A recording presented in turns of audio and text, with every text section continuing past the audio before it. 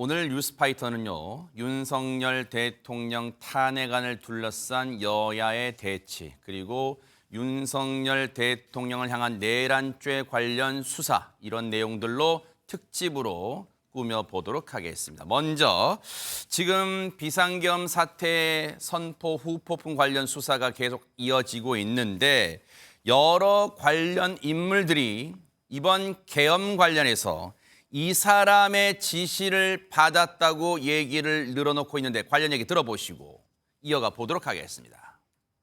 누구의 명령으로 헬기가 들어왔습니까? 계엄 사령관이 지시를 안 했는데 어떻게 부대가 왔습니까? 그걸 제가 정확하게 모르겠습니다. 모릅니까? 네네. 매우 중요합니다. 모든 군사활동은 장관님께서 책임지신다고 말씀하셨고, 그 다음에 이제 명령불령 시에는 항명죄가 된다는 말씀과 육군 총장을 계엄사령에 임명한다. 네네. 국방부 차관님 아셨습니까? 누가 지시했습니까? 차관님 지시하셨습니까? 그 병력에 대한 투입 지시는 장관께서 하셨습니다. 장관께 하셨고요. 네. 전임 장관으로부터 국회의사당 안에 있는 의원들을 밖으로 이렇게 좀 빼내라. 지시를. 국회의원들을요? 예. 자, 지금 이 상황에서 일단 제일 주목되는 인물이 하나 있어요. 뭐냐면 허준 변호사님, 김용현, 지금은 이제 장관 자리에서 물러났으니까 전 국방부 장관이라 해야겠죠. 김용현 전 국방부 장관이 어제 새벽에 서울중앙지검에 피의자 신분으로 소환됐고 6시간 만에 검찰이 긴급 체포했어요. 그러면 지금 현재 수사가 어떻게 진행이 되고 있고, 검찰이 영장을 청구해야 되는 이 데드라인, 마감 시한은 언제인지 좀 다 말씀해 주세요. 지금 일단 1시 반쯤, 새벽 1시 반쯤에 자진 출석의 형태로 뭐 소환 일정을 조율했다고는 합니다만, 네. 자진 출석의 형태로 출석을 했고 6시간 정도 고강도 조사를 이어간 끝에 검찰에서 긴급 체포가 필요하다고 판단해서 김용현 전 장관을 긴급 체포해서 일단 신병을 확보를 하고 동부구치소로 압송을 해서 거기에 지금 머무르고 있는 상황입니다. 그런데 이 긴급 체포가 된 상황이라고 하면 48시간 안에 구속영장 발부가 되지 않으면 신병 확보를 더 이상 할 수 있는 법적인 근거가 없습니다. 그래요? 그래서 수사기관에서는 계속해서 신병을 확보를 하기 위해서 구속영장을 청구할 필요성이 있고, 이 부분 때문에 지금 계속해서 6시간, 7시간 이런 고강도 소환 조사를 벌이면서 정확한 진술로 구체적인 사실관계를 확인하기 위해서 조사를 이어가고 있는 상황으로 보이거든요. 네.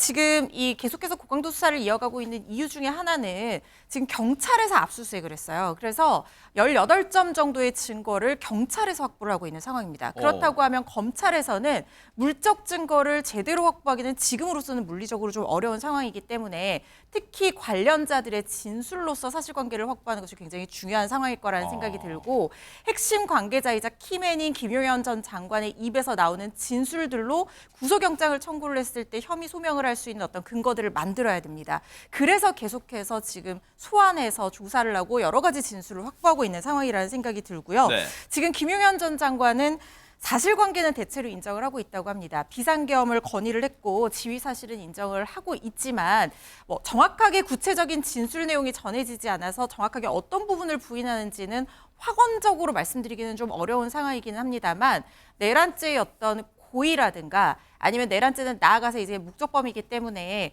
국헌의 헌정 질서를 어지럽힐 어떤 그런 고의까지도 입증이 돼야 네. 되는데, 그런 부분에 대해서 부인을 하고 있는 상황이 아닐까 하는 생각이 들고요. 지금 검찰에서 박안수 육군 참모총장, 계엄사령관이었죠. 이 사람과 곽종근 전 특수사령관 등을 참고인 신분으로 소환 조사를 했는데 출국 금지 조치가 되어 있기 때문에 신청하는 상황이기 때문에 피의자 신분으로 전환할 가능성도 배제를 할 수가 없어 보이는 상황이고요. 방첩사령부를 압수수색을 했습니다. 경찰도 별도로 지금 수사를 진행을 하고 있는데요. 150여 명의 대규모 전담 수사팀을 꾸리고 말씀드린 것처럼 김용현 전 장관의 자택과 집무실, 공관에 압수수색을 해서 증거를 확보한 상황입니다. 그리고 이상민 전 행안부 장관과 여인형 방첩사령관, 네. 그리고 박안수 육참총장 등을 상대로 출국 금지 조치를 했고요. 지금 검찰과 경찰이 그리고 공수처까지 나서서 수사권이 각자 자기에게 있다, 그리고 합동수사하지 않겠다, 뭐 이런 얘기들을 하고 있는 상황이에요. 공수처가 수사권이 자기에게 있다라고 주장을 하면서 윤석열 대통령에 대한 출국 금지를 신청을 했고 법무부에서 이를 승인했다는 속보도 들어와 있습니다. 검찰이 김용현 전 장관을 지금 긴급 체포했기 때문에 48시간 내라고 해보면 계산을 해보면 어제 일요일 오전 한 7시 반쯤이라고 긴급 체포 시점을 계산을 해보면 추정을 해보면 내일 오전 화요일 오전 7시 반쯤까지가 48시간이 그러니까 오늘 밤 안쪽으로는 구속영장을 청구할 것 같다. 그래서 이 영장 청구가 임박했다 이런 언론 보도 계속 나오고 있는 거예요. 48시간 이내에 영장을 쳐야 되는 거예요. 그래서 앞서 말씀드린 것처럼 보세요. 주요 피의자의 몸은 검찰이 확보했어요. 김용현. 그런데 증거는 경찰이 압수수색 통해서 확보하고 있어요. 그런데 이 와중에 공수처는 우리가 수사할게 다 넘겨라 이러고 있어요. 때 아닌 지금 검찰, 경찰, 공수처가 지금 전부 다 지금 자기들이 수사해야 한다고 얘기를 하고 있어요. 주도권 경쟁하고 있어요. 관련 얘기 들어보시고 이어가 보도록 하겠습니다. 비상계엄 특별수사본부는 이번 국가적인 중대 사건에 대하여 어떠한 의혹도 남지 않도록 지위 고하를 막론하고 오로지 법과 원칙에 따라 엄정하게 수사를 진행하고 있으므로 국민 여러분께서는 믿고 지켜봐 주시기 바랍니다.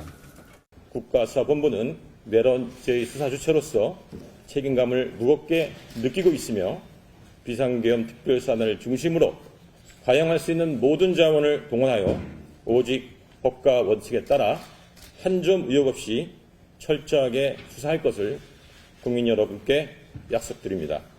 공수처는 12월 3일 비상계엄이 발생한 직후 바로 수사에 착수하였고 사실상 공수처 인력 전원을 가동하여 수사를 진행하고 있습니다.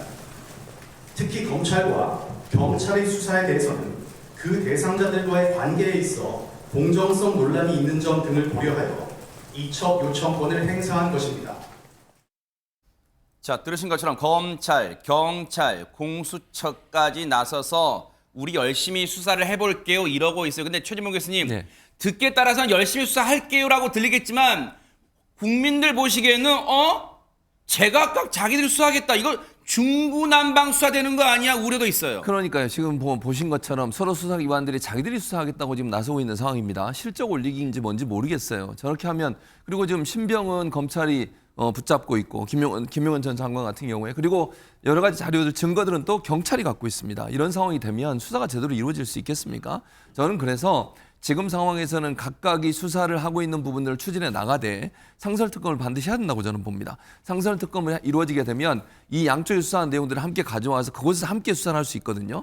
그래서 그런 방법을 통해서 하지 않으면 이게 종합적으로 수사가 이루어지기 어렵고요. 또 하나는 검찰은 사실은 검찰 출신 대통령에 대한 수사가 이루어지고 있기 때문에 거기에 대한 중립성 의심을 받고 있고 경찰 같은 경우에도 지금 경찰청장이 논란이 되고 문제가 되는 상황입니다. 경찰청장이 물론 직접적으로 국가수사본부에 지휘를 할 수는 없지만 네. 영향력을 미칠 수 있는 가능성은 충분히 얘기해 볼 수 있지 않겠습니까? 그래서 국민들이 볼 때는 양측 다 수사하는 것에 상당히 좀 의문을 품을 수 있다는 생각이 듭니다. 그래서 지금은 자체적으로 수사를 하되 국회에서 빨리 상설특검을 통과시켜서 네. 상설특검이 양쪽이 수사한 내용을 다 종합해서 특검 차원의 수사를 하는 것이 국민들의 어떤 의혹이나 의심을 풀 수 있는 그런 방법이 되지 않을까 이렇게 생각합니다. 지금으로서는 김현주 대변인님, 김용현 전 장관의 입 또는 김용현 전 장관이 뭘 가지고 있는지가 굉장히 중요한데 수사의 핵심이라고 할 수 있어요. 지금 단계에서는. 왜냐하면 이 사람이 윤석열 대통령한테 비상계엄을 건의했다고 본인도 얘기했기 때문에 이 장본인이에요. 그런데 이 사람이 검찰이 나올 때 이른바 깡통폰, 아무것도 들어있지 않은 깡통폰을 들고 왔다면서 이거 증거인멸 아니에요 그러면? 그렇습니다. 그렇기 때문에 어제 새벽에 소환 조사 요구에 응하지 않다가 직접 본인이 출두를 해서 조사를 받았다는 거 아니겠습니까? 한 6시간 이상을 조사를 받다가 긴급 체포가 됐잖아요. 바로 방금 말씀하신 그 이유 때문에 아마 긴급 체포가 된 것 같습니다. 그걸 증거인멸 우려로 아마 본 것이 아닌가 싶습니다. 우리 형사소송법 200의 3을 보면은요. 3년 이상의 중형이 예상되는 범죄의 경우 그리고 증거인멸의 우려가 있는 경우 도주 우려가 있는 경우에 긴급 체포 요건이 됩니다. 근데 이분의 경우에는 과거 본인이 쓰던 휴대전화를 계엄령 선포 이후에 교체를 했고 그래서 지금 검찰에 제출한 본인의 휴대폰이라고 하는 것은 소위 얘기되는 그 깡통폰이라는 걸 제출을 했다는 것입니다. 네. 그리고 그 메신저 중에서 보안성이 유지된다고 하는 그 텔레그램을 이전에 사용을 하다가 탈퇴를 해서 다시 그 계정을 만들었다는 거예요. 그 탈퇴를 일단 하게 되면 그 이전에 있었던 소통 내역은 싹 지워진다는 것이기 때문에 그러겠네요. 뭔가 증거 인멸을 하려고 했던 것이 아니냐, 이것이 충분히 의심될 만하고, 그리고 압수수색 영장을 국수본, 그러니까 경찰에서 발부받아서 기존에 본인 자택과 집무실을 다 압수수색을 해서 거기에서 기존에 쓰던 다른 핸드폰, 그리고 뭐 노트북이라던가 컴퓨터, 하드디스크 같은 네. 거 18점을 수거를 했답니다. 그러니까 증거 인멸이 그 우려가 있었는지, 내지는 실제 거기서 어떤 밝혀낼 만한 것들이 증거물이 나올지, 이런 것들이 수사를 통해서 밝혀지지 않을까 싶습니다. 앞으로 수사 거치겠지만요. 행동의 질이 안 좋아요. 이거 뭐 하는 겁니까? 휴대폰 다 교체해가지고 수사 직전 교체해가지고 깡통폰 들여다보세요 검찰. 지금 이런 거 아니에요. 국민을 능멸하는 거 아니에요. 증거 인멸을 하면서 국민 능멸이에요 이건. 그런데 이런 가운데 오늘 아침 일찍 언론사에 갑자기 비상이 걸렸어요. 뭐냐? 국방부 용산 국방부 청사 앞에서 누군가가 긴급 기자회견을 한대요. 그런데 마스크로 얼굴 가리고 그런 게 아니에요. 얼굴, 실명, 이름 다 공개하고 지금 카메라 앞에 서서 뭔가 기자회견을 한 사람이 있어요. 영상 보시고 이어가 보도록 하겠습니다. 국민 여러분, 시공칠 부대원들은 모두 피해자입니다. 전 김용현 국방장관에게 이용당한 가장 안타까운 피해자입니다. 부대원들은 죄가 없습니다. 민간인의 대상으로 군이 총기를 사용한 것은 엄격히 금지되어 있습니다. 휴대하는 무기는 개인별 테이저건 한정과 그리고 공포탄 휴대 장착은 아니었습니다. 저가 사령관으로 첫 전화를 받고 끝날 때까지 30통 이상의 전화를 받았습니다. 전 국방부 장관이 계속 전화를 하고 있었고, 김용현 장관이 야 빨리 들어가서 국회의원들 끌어내 이런 말을 한 것을 그 지통제에서 야 국회의원들 끌어내니까 빨리 전달해 이런 형태였다는 겁니다. 끌어내리는 거랑 체포를 하라는 거랑은 다른 짓이잖아요. 저희는 체포에 대한 내용은 없습니다. 국회의원들이 모이고 있단다, 뭐 150명을 넘으면 안 된단다, 막아라, 안 되면 들어가서 끌어낼 수 있겠냐, 뭐 이런 뉘앙스였습니다. 혹시 윤 대통령한테 직접 전화 받으신 거 있어요? 없습니다. 저는 정치인 명단은 저는 사령관으로부터 안보폰으로 전화를 받으면서 지시받았지 그 외에 전화를 받은 거 일체 없습니다. 자, 일단 허준 변호사님, 저 사람은 누구고 지금 어떤 내용을 기자들 앞에서 얘기한 겁니까?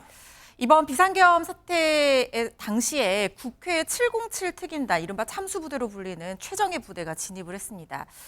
그때 이제 당시에 곽종근 전 특전사령관의 휘하에 있는 사람이 바로 저 김현태 단장이고, 저 사람은 707 특수임무단장인 사람입니다.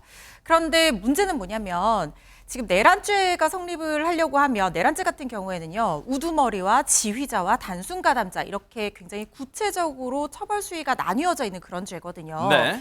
그런데 지금 이 관련한 수뇌부들이 지시가, 그래서 누가 계획했고 어디까지 지시가 하달했고, 그리고 실제로 이게 비상계엄 목적으로 이렇게 투입이 된다는 것을 언제 누가 어떻게 알고 있었냐, 이 부분이 결국에는 내란죄를 구성하는 국헌문란의 목적과 밀접하게 맞닿아 있는 부분이기 때문에 누가 어디서 어떻게 지시를 했고 그걸 누가 언제 알고 이렇게 군대를 투입을 했느냐, 이게 문제가 되는 상황이거든요. 그런데 지금 김현태 단장이 나와서 하는 얘기는 그 곽종근 전 특전사령관이나 김용현 전 장관과 하는 얘기들이 엇갈리고 있는 상황에서 본인의 어떤 가담 정도뿐만 아니라 본인이 휘하에 있던, 함께 데리고 들어갔던 그 부대원들의 가담 정도에 대해서 억울한 부분이 있다, 지금 이렇게 얘기를 하고 있는 상황인 겁니다. 네. 지금 이 곽종근 전 특전사령관은 자신은 위에서 이렇게 국회를 진압하고 국회의원들을 끌어내라는 지시를 김용현 전 장관으로 통화로 받았다라고 했지만 본인이 항명을 감수하고서라도 거부했다라고 얘기를 하고 있는데, 뭐 이상현 공수일 여단장이라든가 다른 네. 사람들이 얘기하는 부분에 따라서는 본인이 실탄 지급을 지시했다. 그리고 지금 김현태 장관 단장에게도 네. 들어가라, 진입이 되냐, 150명 국회의원 넘으면 안 된다, 이런 얘기를 지시를 했다라는 거예요. 그러니까 이게 곽종근 특수사령관과 네. 김현태 단장의 얘기가 엇갈리는 부분이거든요. 네. 그래서 김현태 단장이 본인이 이거를 직접적으로 먼저 나와서 얘기를 할 기회를 갖지를 못한다고 하면 내란죄의 어떤 가담자로 굉장히 중한 처벌을 받게 될 위기에 처할 수가 있기 때문에 이걸 공개적으로 앞뒤가 다른 사실관계에 대해서 본인의 입장을 설명하고자 저렇게 나왔다. 이렇게 이해를 하시면 좋을 것 같다는 생각이 듭니다. 검찰은 윤석열 대통령에 대해서 내란 혐의로 피의자로 입건을 했습니다. 여기에 못지않게 경찰청 국가수사본부도 오늘 브리핑을 통해서 이런 입장을 전했는데요. 얘기 들어보시고 이어가 보도록 하겠습니다. 비상계엄을 선포한 윤석열 대통령을 수사해야 한다는 국민 여론이 많습니다. 현 행정부 최고 책임자인 대통령에 대한 수사가 가능한지 질문드립니다. 이번 사건에 대한 수사 대상에는 인적, 물적 제한이 없다는 점을 말씀드립니다. 법과 원칙에 따라 엄정하게 수사하도록 하겠습니다. 예, 두 번째 질문입니다. 검찰과 공수처가 계엄 사태 관련해 별도 수사에 나섰습니다. 수사기관 간 경쟁 취재에 돌입했다는 평이 나오는데요. 경찰청장의 피의 고발이 된 가운데 일각에서는 경찰이 제대로 된 수사를 할 수 있을지 의문을 나타내고 있습니다. 이에 대한 입장을 부탁드립니다. 여러분들 아시겠지만 경찰법상 경찰청장은 개별적 사건에 대한 구체적 지휘감독권이 없습니다. 지금까지 국가수사본부장인 저를 중심으로 고발장의 접수 이후 신속하게 피의자들에 대한 압수수색 영장을 발부받아 집행하고 엄정한 수사를 진행하고 있습니다. 성역 없이 법과 원칙에 따라 수사하겠다는 점을 여러분께 다시 한번 말씀드립니다. 물론 의지의 표명이라고 할 수도 있겠지만 국민들, 시청자분들이 보시기에는 뭐야, 원론적 입장 아니야 하실 수도 있어요. 그러면 박성배 변호사님, 시청자분들이, 국민들이 가장 궁금해하는 그걸 거예요. 내란 혐의로 피의자로, 현직 대통령을 피의자로 입건해서 그러면 경우에 따라서는 현직 대통령을 긴급 체포하거나 구속영장을 청구하거나 쉽게 말하면 잡아댈 수 있는 거예요? 뭘 그런 걸 궁금할 것 같아요. 국민분들은. 내란 또는 외환에서는 대통령이 불소추 특권의 예외이므로 얼마든지 수사가 가능하고 그 과정에서 강제 수사도 가능합니다. 현실적으로 영장을 발부받아 체포 영장을 집행하거나 긴급 체포 시도하는 것 자체는 가능한데 사실상 물리적으로 집행이 가능하겠나라는 의문이 제기되는 것은 사실입니다. 예를 들어 경찰이 긴급 체포를 시도하거나 영장에 의한 체포 시도를 했을 때 경호처 인력들이 순순히 체포에 응할 가능성이 상당히 낮습니다. 물리적 충돌 가능성도 어느 정도 고려해야 합니다. 특히 김용현 전 장관의 경우에는 사실 현재 구속영장을 청구하는 게 사건 전체로 볼 때는 이른 감이 있습니다. 그렇지만 자진 출석해서 검찰 입장에서 신병 확보를 한 이상 구속영장 청구는 불가피한데 오늘 중에는 구속영장 청구를 할 것으로 보이고 만약 법원의 판단이 나온다면 이 비상계엄 사태가 내란죄에 해당하는지 법원의 첫 판단일 것입니다. 만약 김용현 전 장관에 대해서 구속영장이 발부된다면 내란죄가 성립한다는 취지이므로 불가피하게 대통령에 대한 수사로 곧바로 이어질 수밖에 없습니다. 김용현 전 장관 그 위에는 대통령밖에 존재하지 않습니다. 물론 대통령에 대한 각종 강제 수사를 위한 숨고르기는 있을 것입니다. 예를 들어서 김용현 전 장관 체포가 다소 이른 감이 있으니 박완수 계엄사령관이나 여인영 전 방첩사령관 등 참고인들, 피의자들 조사는 이어져야 하겠습니다만 김용현 전 장관이 오늘 구속영장을 청구하고 2, 3일 내에 구속영장이 발부된다면 다음 주에는 윤 대통령에 대한 강제 수사는 불가피한 수순이라고 봐야 할 것 같습니다. 저 지금 그래픽의 우두머리는 저희가 임의로 표현한 거 아니에요. 이 헌법에 표현이 그대로 나오는데 우두머리라고 딱 나와 있는 거예요. 저희가 그걸 표현한 겁니다. 절대 우리가 임의대로 표현한 거 아니라는 거 말씀드려요. 그런데 오늘 지금 이제 보세요. 검찰과 경찰이 서로 이 내란죄 관련 수사권 이걸 주도권 경쟁하고 있는데 이런 가운데 오늘 이런 얘기가 또 나왔어요. 관련 얘기 들어보시고 이어가 보도록 하겠습니다. 네, 오늘 오전 국수본에서 브리핑을 했는데 기자 질문에 윤석열 씨도 출국 금지 검토하겠다 이렇게 나왔어요. 그러면 공수처가 진짜 수사 의지가 있다면 윤석열 내란 수계 피의자 아닙니까? 내란 수계 피의자가 국군 통수권자예요. 일단 출국 금지 조치부터 하고 그래서 계좌 동결 같이 해야 돼요. 이거 빨리 하세요. 일단. 뭐 지금 수사에 대해서 제가 일일이 다 말씀드릴 수는 없지만은 출국 금지에 관해서는 수사 지휘를 했습니다. 확실합니까? 지금 이행은 안 됐지만 수사관들한테 지휘를 했습니다. 알겠습니다. 고위공직자범죄수사처, 그러니까 공수처에서 지금 윤석열 대통령에 대해서 허준 변호사님 출국 금지를 수사 지휘했다, 즉 신청을 하겠다, 법무부 통해서 뭐 그런 거잖아요. 그러면 이 말인즉슨 윤석열 대통령에 대해서 지금 정면으로 이 칼날을 조준하겠다 이제 그런 건데, 그러면 이게 혹시 긴급 체포를 가기 위한 직전의 어떤 단계예요? 아니면 혹시 만일을 대비해서 일단 요식행위로 그냥 갖추는 행위에 뭡니까? 이게 뭐라고 해석해야 됩니까? 긴급 체포는 그 요건이 갖추어져야지 시행이 될 수 있는 것인데, 지금 당장 뭐 중대성이라든가 상당성이라든가 특히 필요성, 긴급 체포의 필요성 요건이 갖추어져 있다고 보기는 쉽지는 않은 상황이라는 생각이 듭니다. 다만 긴급 체포가 아니라고 하더라도 이 윤석열 대통령에 대한 강제 수사에 돌입할 가능성을 배제하지 않고 있기 때문에 이렇게 출국 금지 조치를 신청을 했고, 그리고 법무부에서도 이 부분 승인을 해줬거든요. 그러니까 출국 금지 조치라고 하는 것은 결국에는 신병을 확보하기 위한 그런 굉장히 중요한 절차이지 않습니까? 신병을 확보를 한다는 것은 결국에는 이 지금 피의자 신분인 윤석열 대통령에 대한 수사의 돌입이 초읽기 상태다라는 의미를 가진다라고 해석을 할 수가 있을 것 같고요. 만약 지금 윤석열 대통령이 현직 대통령이기 때문에 뭐 강제 수사가 조금 조심스러운 측면이 있다고 하더라도 뭐 조사에 대해서 소환이나 어떤 방문 조사에 대해서 거부한다거나 출두하지 않는다거나 뭐 이런 식의 이 절차가 이어진다라고 하면 수사기관으로서는 강제 수사에 돌입할 수밖에 없는 상황이 될 수도 있거든요. 그렇기 때문에 신병을 확보하기 위해서 이렇게 이 출국 금지 조치를 취했고 이 부분 승인이 났다, 이렇게 보셔야 될 것 같습니다. 자, 윤석열 대통령은 대국민 담화를 통해서 자신은 모든 국정에서 일단 손을 떼고 당의 결정에 일임하겠다 그랬잖아요. 그러면 이런 생각이 들잖아요. 지금 우린 남과 북이 대치하고 있어요.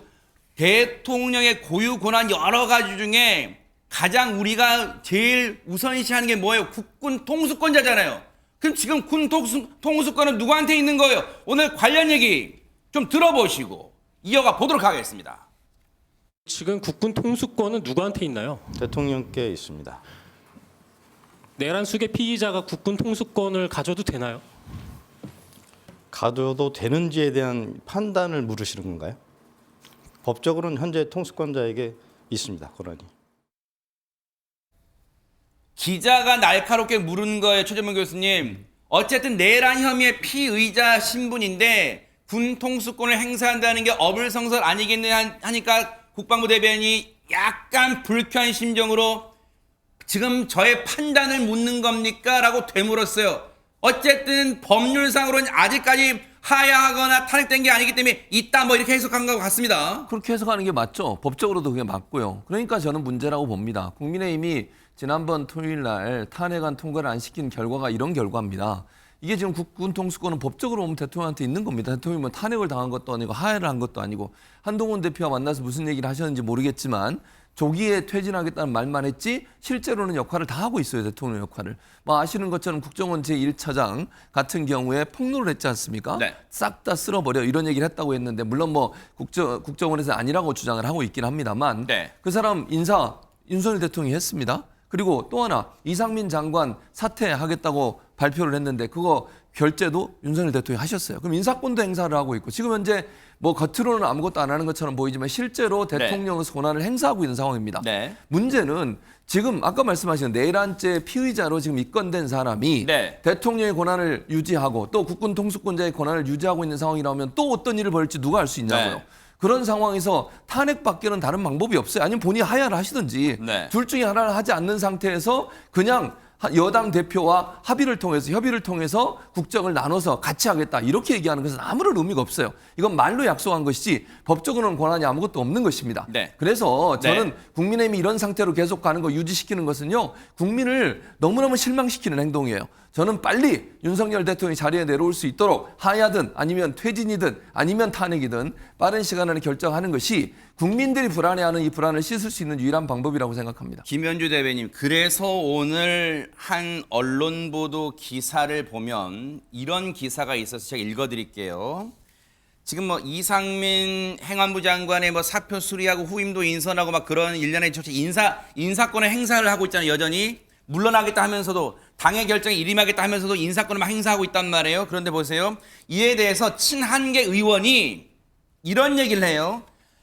윤 대통령의 확실한 이선 후퇴가 필요하다. 이런 식이면 결국 탄핵을 못 막는다. 굉장히 지금 의미심장한 인터뷰를 한 것 같아요. 어떻습니까? 일단 인사권에 대해서 제가 타임라인을 좀 정리를 해드리겠습니다. 계엄령이 선포된 것은 지난 3일 밤이었습니다. 네. 이후에 대통령의 인사권이 발동된 것이 4차례였습니다. 그것은 박선영 진실화해위원장 임명을 했고요. 네. 그다음에 김용현, 이상민 국무위원에 대한 면직 제가를 했습니다. 면직 제가라고 하는 것은 어떤 사람을 인선을 하는 것이 아니라 인선에서 배제하는 것이기 때문에 네. 굳이 표현을 하자면은 소극적인 인사권을 행사했다라고 볼 수 있을 것입니다. 네. 그리고 이후에 오호령 국정원 1차장에 대한 선임이 있었습니다. 이것은 6일이었습니다. 그리고 대통령께서 직접 국민께 사과드리면서 추후에 일에 대해서는 당과 정의 협의해서 하겠다라고 발표한 것은 7일 오전이었습니다. 네. 이후에 8일에 한덕수 총리와 한동훈 대표가 만나서 더 이상 대통령의 직무가 수행되는 것이 불가능하기 때문에 직무에서 배제하겠다는 이야기를 했습니다. 그리고 질서 있는 조기 퇴진 이야기를 했습니다. 네. 그렇게 타임라인이 정리된다는 말씀을 일단 드리겠습니다. 근데 그 사이에 그거 하나 있잖아요. 김영현 전 장관 후임으로 주 사우디 회사를 통일부 장관에 임명했잖아요. 지명했잖아요. 네네. 어쨌든 그거는 소극적 인사가 아니라 적극적인 인사 아니에요. 물론 인사청문회를 거쳐야겠지만. 그렇습니다. 네네. 임명 과정까지는 가지 않았다는 말씀을 드리겠습니다. 네. 일단 그 부분이 이렇게 친한계 의원 쪽에서는 이런 식으로 인사 문제에 대해서 여전히 뭔가 이 행위를 하고 있는 한 앞으로 민주당을 중심으로 야당 6개 당이 공동 발의하는 그 발의가 예고된 윤석열 대통령에 대한 탄핵안이 계속 올라오게 되면 그때 가서는 정말 탄핵안에 동참하게 될지도 모른다는 그런 뉘앙스의 발언을 하고 있는 상황이에요. 그런데 보세요. 지금 보세요. 윤석열 대통령이 이미 국정을 수행할 동력이 없다는 건 여러 가지 지표로 나오고 있다면서요. 허주연 변호사님. 그렇습니다. 비상계엄 선포 이후에 진행한 여론조사에서요. 윤석열 대통령 국정 지지율이 11%로 역대 최저치를 기록을 했습니다. 이대로라면 10% 미만, 그러니까 한 자릿수 지지율이 나오는 것도 초읽기라는 그런 얘기가 나오는데요.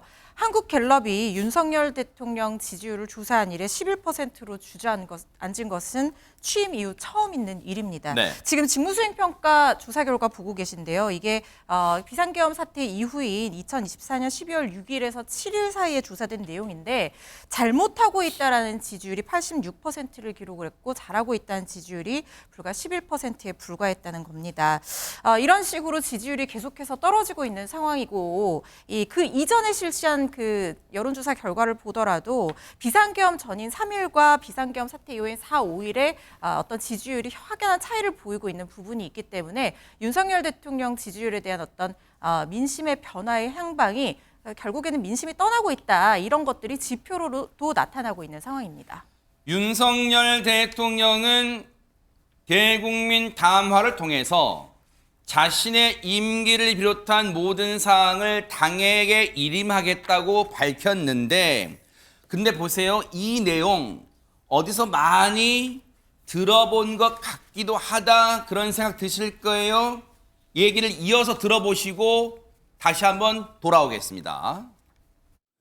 국민 여러분, 저의 임기를 포함하여 앞으로의 전국 안정 방안은 우리 당에 일임하겠습니다. 향후 국정 운영은 우리 당과 정부가 함께 책임지고 해 나가겠습니다. 국민 여러분께 심려를 끼쳐드린 점 다시 한번 머리 숙여 사과드립니다.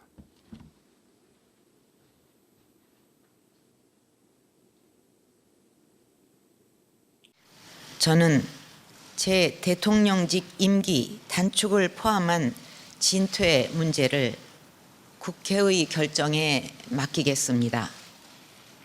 여야 정치권이 논의하여 국정의 혼란과 공백을 최소화하고 안정되게 정권을 이양할 수 있는 방안을 만들어 주시면 그 일정과 법 절차에 따라 대통령 측에서 물러나겠습니다.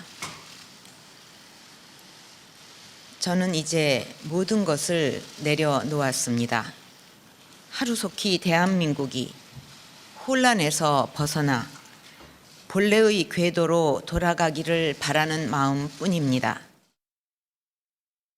8년 만에 아무리 역사는 반복된다는 말이 있다지만 8년 만에 지금 국민들은 국가적 불행을 맞이하고 있습니다. 그런데 지금 최진봉 교수님, 8년 전에 국정농단 사태 당시 박근혜 대통령이 대국민 담화 때 물러나겠다 하면서 자, 윤석열 대통령이나 박근혜 전 당시 대통령 지금 물러난다는 것은 취지는 같은데 구체적인 표현이 굉장한 차이가 있다고 언론들이 지적하고 있어요. 지금 윤석열 대통령은 자신의 임기를 포함한 전국 안정 문제를 당에게 일임하겠다. 그런데 8년 전 당시 박근혜 대통령은 자신의 임기 단축을 포함한 진퇴 문제를 국회 결정에 맡기겠다 이렇게 하고 있어요. 그러니까요. 이게 다른 점이잖아요. 우리 당에 맡긴다는 게 말이 되는 겁니까? 아니 국민의힘이 무슨 선출된 국회의원 하지만 정권을 잡고 대통령의 역할을 할 수 있는 권한을 갖고 있는 곳이 아니에요. 국회는 예를 들어서 국민 전체의 민의의 전당이고 함께 협력해서 국회가 국민을 대표하는 기관이니 그렇게 할 수 있겠지만 우리 당이라는 표현을 쓴 거는 윤석열 대통령이 정권을 내놓고 싶은 마음이 없는 거예요. 아니 국민의힘이 무슨 권한으로 국민의힘의 대표가 무슨 권한으로 국정에 참여를 하는 거죠 대체? 국정 운영의 한 축이 될 수 있는 겁니까? 그건 불가능한 겁니다. 법적으로도. 국회는 국회라고 하는 건 국민 전체를 대표하는 기관이니까 일정 부분 가능성이 있다고 볼 수 있겠지만 그중에 한 당, 그것도 여당인 국민의힘에 그런 권한을 준다는 건 어디에도 없는 거예요. 이건 불법적인 문제예요. 법으로도 허용 안 되는 부분이고 국민도 이해할 수 없을 겁니다. 우리 당이라는 표현을 쓰면서 우리 당에게 모든 결정권을 자기들 예를 들면 윤석열 대통령을 지키기 위해서 투표에도 참여하지 않는 분들이에요. 탄핵 표결한 그 투표에도 참여하지 않는 분들이 국민의힘 의원들인데 그분들한테 윤석열 대통령의 진퇴를 맡겨놓는다고요? 어떻게 믿을 수 있는 겁니까? 국민들이 이걸 받아들일 수 있는 겁니까 대체? 저는 도저히 이해가 안 돼요. 아니 국회라고 하는 것이 대의기관으로서 국회는 국민들이 뽑아놓은 사람들이 모여있는 곳이니까 민의의 전당이라고 얘기할 수 있을 겁니다. 그중에 대통령이 당원으로 있는 국민의힘에게 전국 운영을 맡기겠다? 이거는 있을 수 없는 일이에요. 이거는 국민들을 더 화나게 하는 행동인 겁니다. 그리고 법적으로도 이건 가능하지 않아요. 한동훈 대표가 무슨 권한으로 국정 운영을 하는 것이죠 대체? 저는 이해가 도저히 안 되고요. 대통령이 유고시나 대통령이 뭐 하야를 하거나 이랬으면 국무총리가 권한을 받아가지고 할 수는 있겠지만 지금도 법적으로 대통령은 윤석열이에요. 윤석열이라는 사람이 대통령으로 앉아 있는데 여당의 대표가 무슨 국정 운영을 하고 함께 협의해서 국정 운영을 한다는 것 자체가 말도 안 되는 것이고요. 법적으로도 큰 문제를 불러일으킬 수 있는 부분이고 저는 윤석열 대통령이 이런 발언도 국민이 볼 때는 전혀 정권을 내놓을 생각이 없는 거예요. 하야하거나 퇴진하거나 스스로 물러날 생각이 없는 발언이다. 이렇게밖에 볼 수 없습니다. 김현주 대변인님. 네. 이제 이러다 보니까 지금 이제 최진봉 교수님도 이제 약간 격정적으로 말씀하셨지만 이러다 보니까 야당에서도 뭔가 이 지난 금요일부터 이 한 2, 3일간의 급변했잖아요. 분위기가 막 하룻밤새도 바뀌고 그리고 그 과정에서 한동훈 대표도 윤석열 대통령을 만나고 오고 그리고 그날 밤에도 추경호 원내대표와 그리고 한동훈 대표 비서실장인 박정아 실장도 같이 용산 가서 뭔가 당의 의견 전달하고 뭔가 지금 급변을 겪었단 말이에요. 그래서 야당에서는 혹시라도 뭔가 퇴진 관련해서 당에게 일임하겠다는 게 이른바 모종의 뭔가 합의가 이루어진 거 아니냐 그런 의혹의 시각으로 보는 것 같습니다. 야당에서는 어떻습니까? 대통령의 매우 잘못된 오판으로 인해서 계엄령이 선포되고 이후 벌어진 이런 후폭풍에 대해서는 일단 대통령 스스로가 가장 큰 잘못을 갖고 있겠습니다만 정부 여당도 이것을 막지 못했다는 책임감을 가지고 있습니다. 하지만 중요한 것은 대한민국 호라는 이 큰 배는 어쨌든 항해를 지속해야 된다는 데 있는 것이죠. 한동훈 대표가 국정을 하겠다는 이야기를 한 적이 없습니다. 통치행위를 하겠다고 한 적이 없습니다. 당정협의라는 것은 기존에도 우리 정부가 굴러온 그 일종의 하나의 시스템이라고 할 수 있는데요. 지금 이 상황에서 어떻게 하면은 우리 국정이 망가지지 않고 한 채 흔들림 없이 앞으로 나아갈 수 있겠는가에 대한 논의라고 생각이 됩니다. 지금 기존에 우리 헌정사에 있어서 대통령 탄핵이 3차례가 있었습니다. 노무현 전 대통령 때는 탄핵으로 갔지만 헌법재판소에서 기각이 됐습니다. 그래서 임기를 이어갔죠. 박근혜 전 대통령의 경우에는 역시 마찬가지로 탄핵 소추안이 통과가 돼서 헌법재판소에 가서 인용이 돼서 파면이 됐습니다. 네. 지금 이번에는 탄핵안이 국회를 지난번에 투표 불성립으로 통과하지 못했습니다. 그리고 지금 우리가 가보지 않은 길, 질서 있는 퇴진, 조기 퇴진을 말하고 있습니다. 대통령이 탄핵을 당하거나 하야를 하거나 혹은 조기 퇴진하는 방법이 있을 텐데 여기서 거국적인 중립 내각을 구성한다든지 아니면 지난번 2016년도에 민주당 측에서도 주장했던 바와 같이 네. 책임 총리제를 구현한다든지 네. 아니면 이것을 기회로 해서 네. 제왕적 대통령제의 폐해를 없애는 네. 개헌을 모멘텀으로 만들어서 한번 해보자. 이런 여러 목소리들이 나오고 있고 그래서 오늘도 당에서 아침에 최고위를 거쳐서 의총도 정말 마라톤 회의를 거치고 있고 네. 중진 등을 통해서 어떻게 하는 것이 정부 여당의 책임성을 가지고 우리 대한민국 호에 피해가 가지 않도록 할 수 있을 것인지에 대해서 충분한 논의를 하고 있다는 말씀을 드리겠습니다. 그래서 저희가 지금 들어볼 게 그거예요. 여러분도 이미 다 알고 계시겠지만 어제 오전에 한덕수 총리와 국민의힘 한동훈 대표가 공동으로 이 담화문을 발표했는데 이 자리에서 밝힌 내용이 또 논란과 파장을 낳았어요. 일단 그 내용 들어보시고 이어가 보도록 하겠습니다. 대통령이 퇴진 전까지 국무총리가 당과 긴밀히 협의하여 민생과 국정 차질 없이 챙길 것입니다. 국민의힘 당대표와 국무총리의 회동을 정례화하겠습니다. 주 1회 이상의 정례 회동 그리고 상시적인 소통을 통해서 경제, 외교, 국방 등 시급한 국정 현안을 논의하고 대책을 마련해서 한치의 국정 공백도 일어나지 않게 하겠습니다. 국민 여러분, 지금은 우리가 모든 것을 넘어 뭉쳐야 할 때입니다. 우리는 다른 나라가 겪지 않은 많은 고난을 겪었습니다. 그때마다 넘어설 수 있었던 것은 우리 국민 한 분 한 분의 마음속에 나라 전체의 앞날을 내다보고 걱정하는 슬기가 있었기 때문입니다. 저는 우리 국민이 이번에도 우리 국민 특유의 슬기를 보여주실 것으로 믿습니다. 자, 이 상황을 그냥 저 현상으로만 보면, 모습으로만 보면 비상시국이니까, 엄중한 시국이니까 총리와 그리고 그래도 지금 이 여당이라는, 집권 여당이라는 대표가 함께 긴급하게 만나서 뭔가 담화문을 발표했구나라고 볼 수 있지만 찬찬히 주변 상황까지 뜯어보면요. 최재문 교수님, 언론들이 이런 걸 지적하고 있더라고요.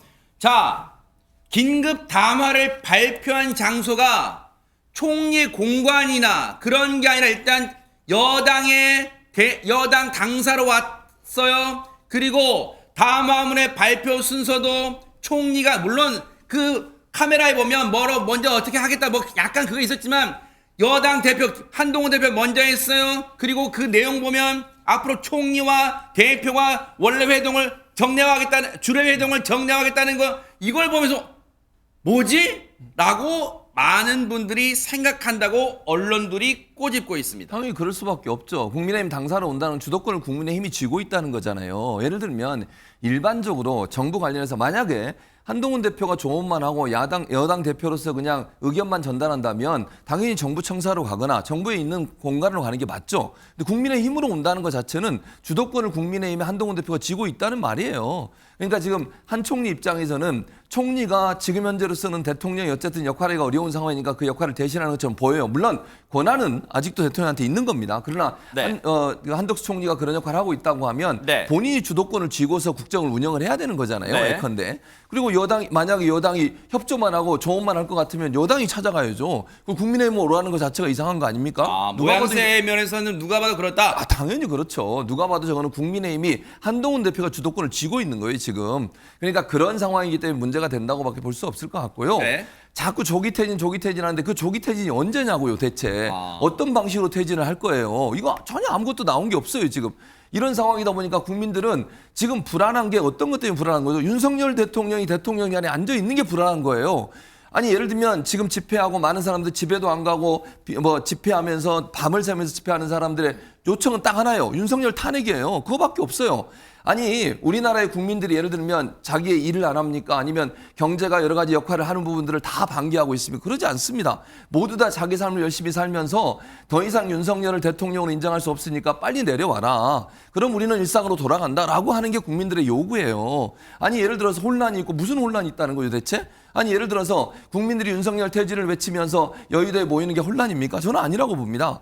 윤석열 대통령이 대통령 자리에 앉아있는 그 기간은 네. 국민에게는 끊임없이 불안감을 조성하는 기간이에요. 그 불안 요소만 제거하면 네. 또 대한민국은 제대로 잘 돌아갈 겁니다. 네. 그런 점에서 본다고 하면 이렇게 여러 가지 얘기할 필요 없고요. 네. 윤석열 대통령이 하야를 하거나 탄핵을 해서 더 이상 대통령 자리에 앉아서 역할을 할 수 없도록 직무를 정지시키는 것만이 국민들로 하여금 다시 일상으로 돌아가서 본인의 일을 할 수 있는 유일한 방법이라는 생각이 듭니다. 어제 있었던 이른바 한한담화, 한덕수의 한동훈의 한을 따와서 한한담화라고 하는데 제목을 붙였는데 언론들이 그런데 이 담화에 대해서 우원식 국회의장, 이재명 대표를 비롯해 많은 비판의 목소리가 나오고 있는데요. 얘기 한번 쭉 들어보시고 이어가 보도록 하겠습니다. 오늘 한동훈 국민의힘 대표와 한덕수 국무총리의 담화에는 헌법도 국민도 없습니다. 위헌적 비상계엄에 대한 헌법적 책임을 묻는 헌법적 절차에는 참여하지 않은 채로 그 누구도 부여한 바 없는 대통령의 권한을 총리와 여당이 공동 행사하겠다고 하는 것은 명백한 위헌입니다. 그런 여당 대표와 총리가 다시 헌정 질서를 파괴하는 중입니다. 우리 국민은 윤석열을 대통령으로 뽑았지 여당을 대통령으로 뽑은 일이 없습니다. 일반 국민들의 시각에서 보면 네가 뭔데 이렇게 말할 수밖에 없지 않습니까? 도대체 아니 한동훈이 국민의힘 당 대표인 건 알겠는데 뭔 자격으로 국정을 자기가 직접 구도 국무총리와 의논해서 정하겠다는 겁니까? 무슨 공산당 인민위원장쯤 됩니까? 한마디로 내란 및 군사 반란 숙의 윤석열과 통모하여 2차 친위 쿠데타를 도모하는 것입니다. 한동훈 대표의 담화는 그 어떤 법적 근거도 없이 국민의 바람과 정반대의 해법을 제시한 것입니다. 대통령을 직무배제할 자격을 대체 누가 한동훈 대표에게 부여했습니까? 대한민국 헌법 1조 2항에 모든 권력은 한동훈으로부터 나온다라고 적혀 있기라도 한 겁니까? 대통령이 권한을 특정 정당에 위임할 권한도 그 정당 대표가 대통령을 직무배제할 권한도 헌법 어디에도 그런 대목은 없습니다. 이렇게 지금 들으신 것처럼 집중 포화를 한덕수 총리보다는 한동훈 대표가 거의 많이 맞았어요. 근데 진짜 국민들, 시청자분들 궁금하실 것 같아요. 김현주 대변인. 질서 있는 퇴진 여러 차례 외치고 있는데 질서 있는 퇴진이라면 그 언제 윤석열 대통령이 물러난다는 거야? 그냥 이렇게 아무것도 안 하면서 임기를 나머지 한 2년 반 채우겠다는 거야? 궁금하실 것 같아요. 그건 아니고요. 지금 조기 퇴진이라고 하는 것은 기존에 규정되어 있는 대통령 임기보다 빠르면 이제 조기 퇴진이 되는 것입니다. 그 시기가 어떻게 될지 그리고 그 구체적인 로드맵이 어떻게 될지 지금 당내에서 신속하게 결정하기 위해서 노력을 하고 있습니다. 그래서 오늘도 뭐 아까도 말씀드렸다시피 여러 회의들이 이어지고 있고 또 실제 국정을 지원하고 전국을 안정화시키기 위한 TF도 한 3개 정도 법령 검토 TF까지를 포함해서 지금 구성을 했습니다. 신속하고 빠르게 그 결과를 국민 여러분들께 보고 드릴 수 있도록 지금 하고 있고요. 네. 지금 가보지 않은 길이에요. 가보지 않은 길이라서 지금 네. 알 수가 없는데 일단 국회 절차에 따라서 지난번 탄핵안은 뭐 폐기가 됐습니다. 추후에 지금 사법적으로도 수사도 굉장히 빠른 속도로 강도 있게 진행되고 있는 만큼 이것도 또 하나의 변수가 될 수 있을지 모릅니다. 만약에 대통령의 위상에 어떤 뭐 권리라든가 사고라든가 이런 게 발생이 되게 된다면은 그것은 우리 헌법 71조에 의거해서 국무총리가 그 권한 대행을 하도록 되어 있고 만약에 지금 또 민주당에서 국무총리도 지금 탄핵하겠다고 하고 있습니다. 그렇게 되면 그 이후에는 법률이 정한 순서에 따라 국무위원들이 순차에 따라서 그 책임을 대행하게 되어 있습니다. 지금 아무도 예상치 못했던 이런 국정 혼란이 일어난 것에 대해서 네. 모두가 다 우왕좌왕하고 있는 것은 사실입니다만 우리 국정이 흔들림 없이 진행될 수 있도록 정부 여당이 책임을 가지고 진행하고 있고 법적 절차에 의거해서 여러 가지를 지금 추구하고 있다는 말씀을 드리겠습니다.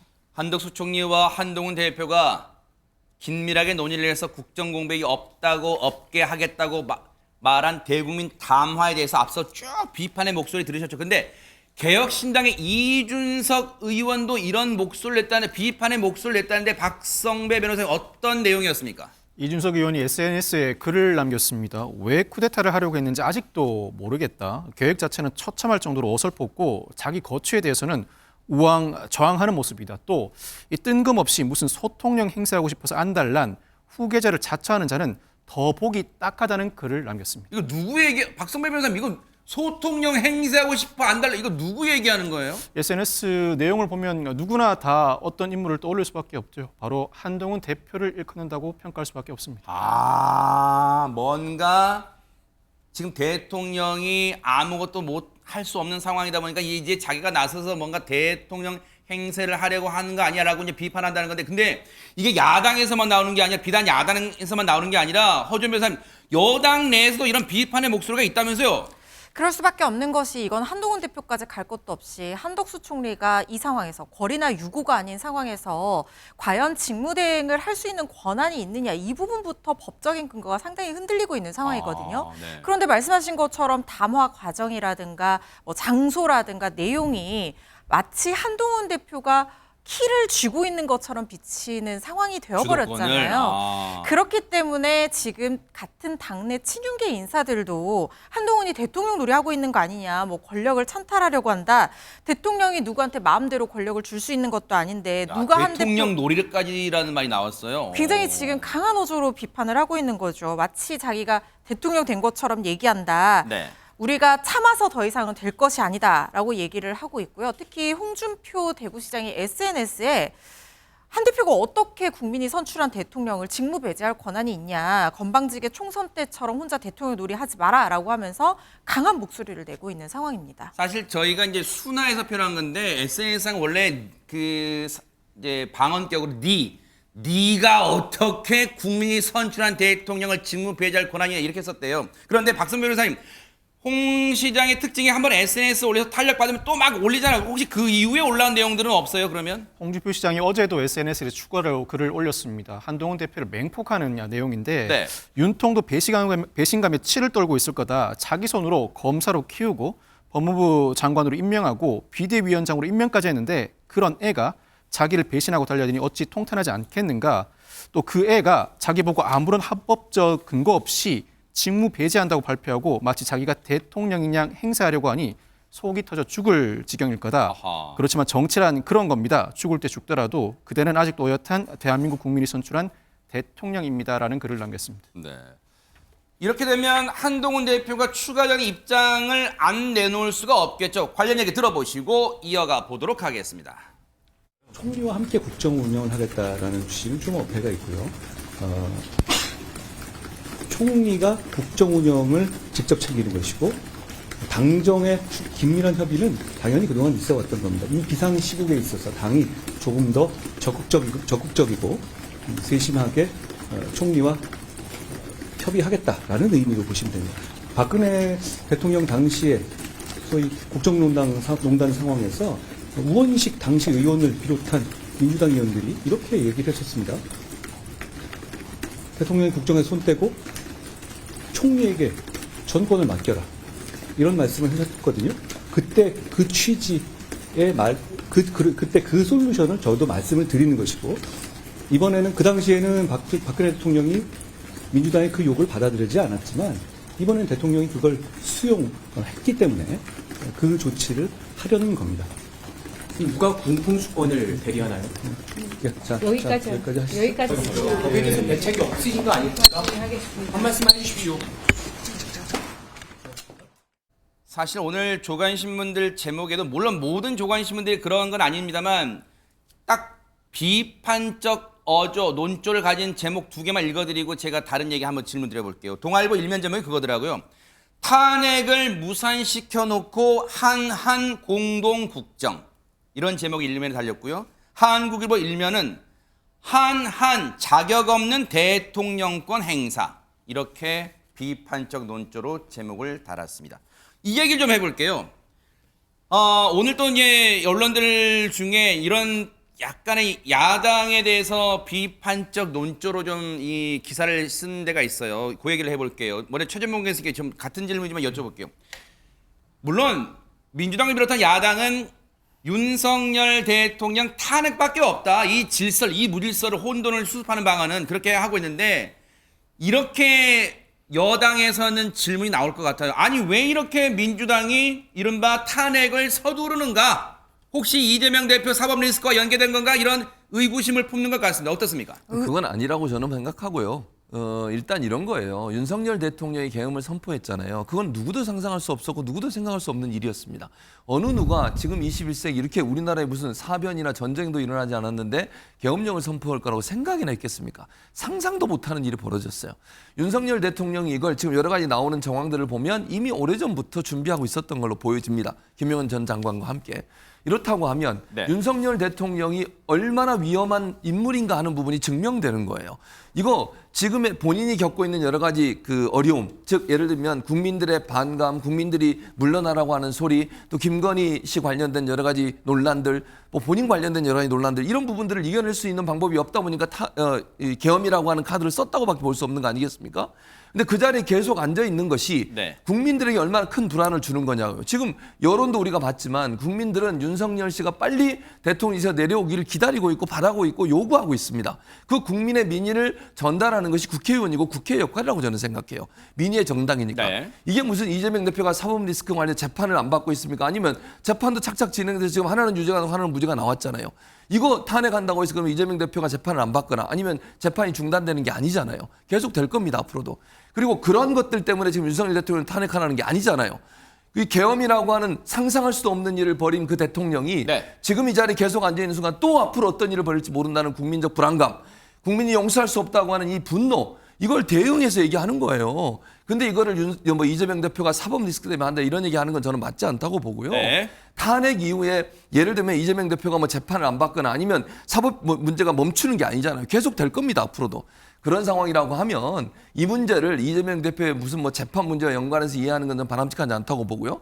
국민들이 요구가 뭐냐를 국회의원들과 국회는 잘 반영해서 대의민주주의의 정점을 이루고 있는 국회가 그 일을 단행하는 것이 저는 맞다고 생각합니다. 김현주 대변인님께는 이렇게 질문을 드려볼게요. 그러면 물론 여당에서는 지금 오늘 의원총회 등을 계속 릴레이로 열면서 여러 가지 이제 방안들을 이제 논의하고 있다고 말씀해 주셨는데 그러면 앞서 질서 있는 퇴진 시점이 지금 여당 내에서는 6개월 정도는 너무 짧을 수 있다. 최소 1년 정도는 시간을 벌어야 된다. 여러 가지 이유가 있겠지만 그 가운데서 지금 질문 드린 거하고 연계를 해서 이재명 대표의 5개 재판 이른바 사법 리스크가 대법원까지 나오려면 이른바 633 법칙에 의해서 최소 1년은 뭔가 6개월 내에서는 뭔가 대법원까지 나오기 힘들다. 그래서 1년 정도는 질서 있는 퇴진 시점은 벌어야 되지 않느냐 이런 얘기도 나오고 있을 것 같다는 언론의 추정이 나오고 있는데 어떻습니까? 뭐 저도 그 6개월이라고 딱 못 박은 기사들이 나온 것을 봤습니다만 그것은 뭐 아이디어 차원에서 개별 의원들이나 혹은 당 측에 계신 분들이 이야기는 할 수 있다라고 생각이 되는데 구체적으로 그 조기라고 하는 것이 과연 언제인가에 대해서는 논의된 바가 없습니다. 네. 그리고 결정된 바가 없죠. 논의는 진행되고 있는데 네네. 결정된 바가 없다는 말씀을 확실히 드리겠습니다. 네. 자, 그렇게 되면 이제 앞으로 검찰 수사, 경찰 수사, 그리고 이 공수처 수사까지 지금 이 삼각 주체가 이른바 물론 그 3주체는 이런 표현을 탐탁치 않게 생각하겠죠. 중구난방 수사가 될 수밖에 없어요. 그렇다면 허주현 변호사님, 오늘이 9일이죠. 오늘이 9일인데 10일 날 상설특검을 본회의에서 처리하겠다는 그럼 상설특검은 대통령의 제가 이런 게 필요 없는 거예요. 그냥 상설특검은 본회의 통과하면 바로 시행되는 거예요? 그렇습니다. 대통령은 법안에 대한 제2요구권을 가지고 있거든요. 그런데 일반 특검 같은 경우에는 법안의 형태로 발의를 하는 것이기 때문에 대통령이 제2요구권을 가집니다. 하지만 상설특검은 이미 규정되어 있는 법률로 규정되어 있는 상설특검법에 따라서 발의가 되는 것이기 때문에 대통령의 법안에 대한 제2요구권을 우회해 갈 수 있다는 그런 특징이 있습니다. 그래서 상설특검을 만약에 구성을 하게 된다고 하면 대통령의 제청에 의해서 국회에서 구성원인 검사를 임명을 하게 되는데 문제는 뭐냐면 상설특검이 만약에 시작이 된다라고 하면 수사기관에서는 이미 진행하고 있는 수사 자료를 다 넘겨야 됩니다. 그런데 공수처와의 관계에서 보면은 만약에 공수처가 수사의 어떤 주도권을 잡게 되는 상황이 온다라고 하면 공수처와 상설특검은 각자의 독립된 기관이거든요. 그렇다고 하면은 누구에게 수사 우선권을 줘야 되는지에 대해서 이견이 있을 수밖에 없습니다. 그러면 예상하기로는 공수처에서 수사를 진행을 하면서 또 공수처에서는 결국에 또 기소권이 없단 말이죠. 그러면은 수사를 진행을 하면서 중복 수사 진행이 되게 되고 나중에 네. 상설특검에서 기소를 하게 되는 이런 결과로 이어질 가능성이 있는데 네. 그렇게 되면 수사의 어떤 집중력이 상당히 떨어질 수밖에 없습니다. 특히 이 사건 같은 경우에는 네. 굉장히 많은 사람들이 연관이 되어 있는 부분이거든요. 네. 그래서 이 수사권의 핵심 컨트롤 타워를 누구로 할 것이냐 이 부분에 대한 정리가 빨리 필요한 상황이라는 생각이 듭니다. 자, 박성호 변호사님 이 질문 드려볼게요. 김용현 전 장관에 대해서 아마 검찰이 구속영장이 아마 오늘 중으로 청구가 될 것 같다는 게 언론들의 분석의 전망이에요. 그러면 김용현 전 장관이 영장이 발부되면 혹시 김용현의 입을 통해서 김용현 전 장관의 입을 통해서 그 내란죄 수사의 칼날이 윤석열 대통령까지 향할 수 있는지 여부를 가늠할 수 있는 거예요. 어떻습니까? 시기는 2, 3일 늦어질지 몰라도 그 칼날은 당연히 윤석열 대통령으로 향할 수밖에 없습니다. 구속영장이 발부되면 영장 발부 이전에 진술하지 않던 내용도 진술하는 경우가 일반 사건에서도 허다합니다. 현재 김용현 전 장관의 입장은 혐의 자체를 전면적으로 부인하기보다는 비상계엄의 정당성을 주장하는 것으로 알려져 있는데 그렇다면 비상계엄을 선포하게 된 경위나 어떠한 목적을 달성하려고 했는지 전반적인 진술은 하고 있는 것으로 보입니다. 여기서 잠시만요. 얼른 이거 여쭤볼게요. 김용현 전 장관이 검찰 진술을 통해서 모든 건 다 내가 했다. 윤석열 대통령은 아무것도 모른다. 관련이 없다. 혹시 이렇게 진술하면요? 그 진술은 받아들여질 수가 없습니다. 비상계엄 선포권자는 국방부 장관이 아니라 대통령입니다. 뿐만 아니라 비상계엄을 선포하고 그 비상계엄에 따른 조치를 실행할 만한 최종 지휘자도 대통령입니다. 네, 알겠습니다. 앞으로의 검찰, 경찰, 공수처의 수사 이 향배도 뉴스파이터 바짝 따라붙어 보도록 하겠습니다.